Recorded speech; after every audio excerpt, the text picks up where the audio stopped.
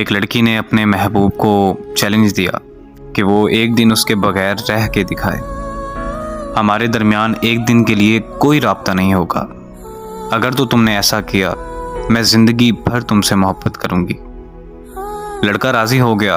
उसने पूरा दिन अपनी महबूबा से कोई राब्ता नहीं किया और लड़की के पास उसकी ज़िंदगी के बस सिर्फ 24 घंटे थे।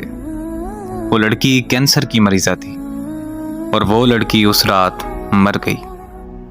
अगले दिन लड़का बहुत खुश होकर उसके घर गया और कहा, मेरी जान, मैं आ गया। कहाँ हो तुम? देखो, मैंने कर दिखाया।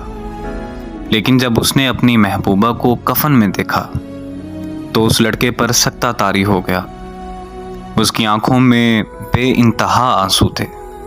जब वो आगे बढ़ा और उसने देखा कि उसकी चारपाई पे एक खत पड़ा था, उसने वो खत उठाया और पढ़ने लगा। उसमें लिखा था कि मेरी जान, तुमने कर दिखाया, अब तुम्हें रोज़ ऐसा करना होगा।